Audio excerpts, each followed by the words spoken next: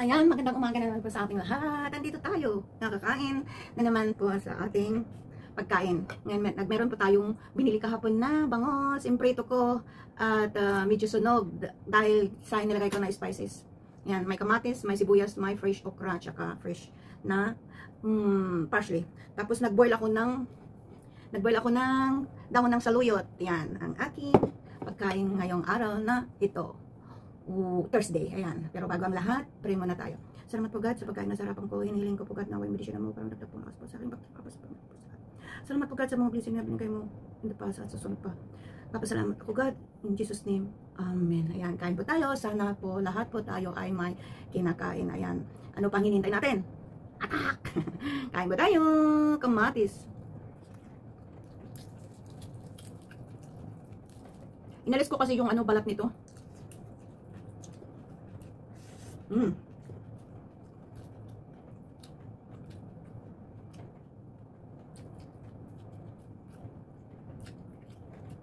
malat.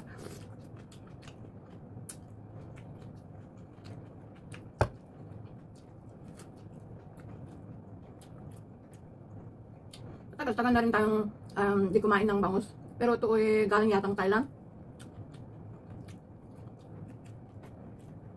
Paksil na saluyot. Ewan ko sa Tagalog ito.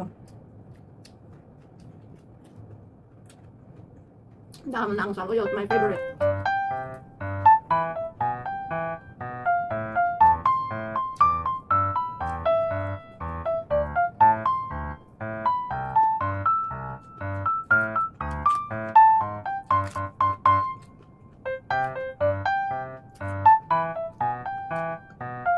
Sa bangus lang maraming tinik. Kaya ingat-ingat tayo pag kumakain po tayo ng mga isda.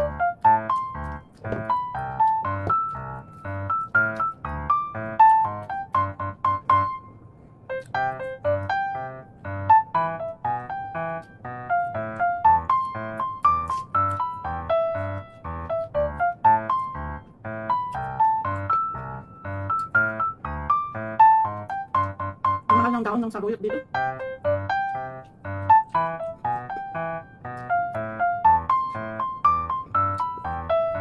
Sa Pilipinas kahit butas-butas yung dahon. Basta buwasan mabuti. Sarap.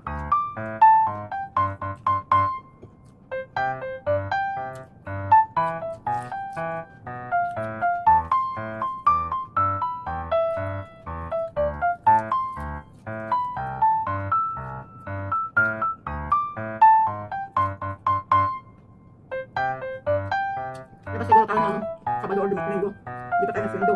Wala tayong panglabas. Pangkain lang. Kasi sa pa kami magsweldo. Lunes.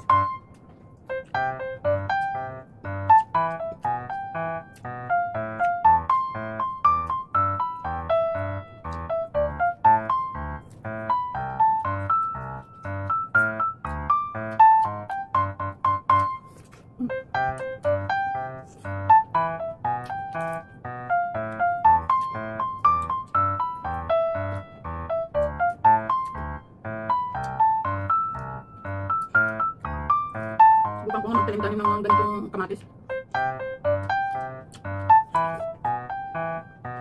Nakulit ko.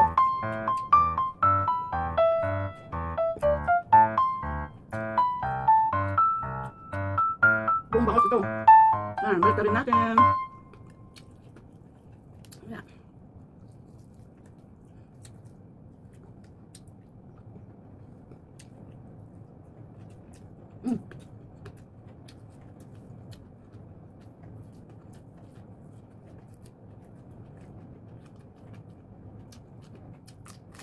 Medyo matigas na itong difference.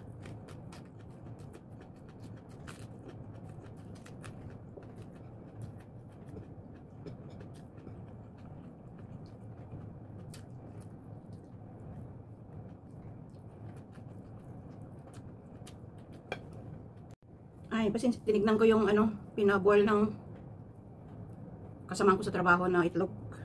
Kala ko hindi pa niya tinik. Nakalimutan ko.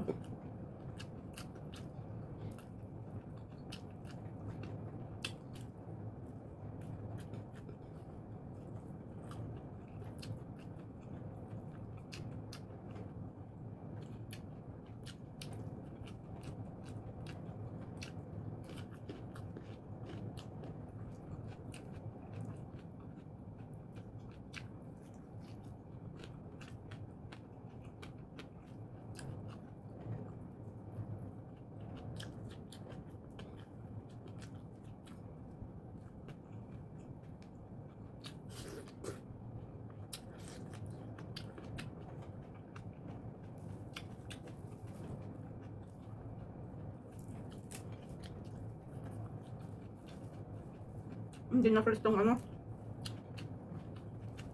Parsley.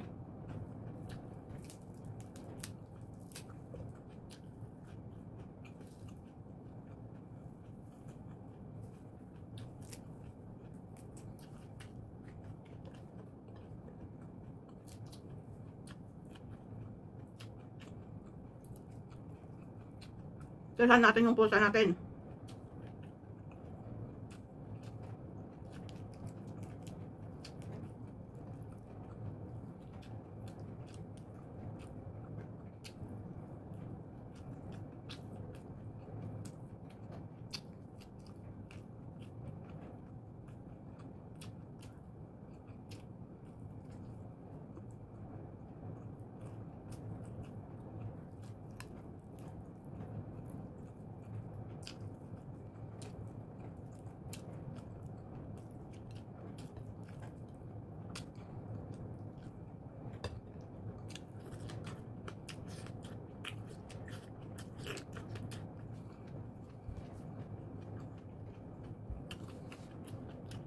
Ayan, tira natin sa alaga natin yung pusa.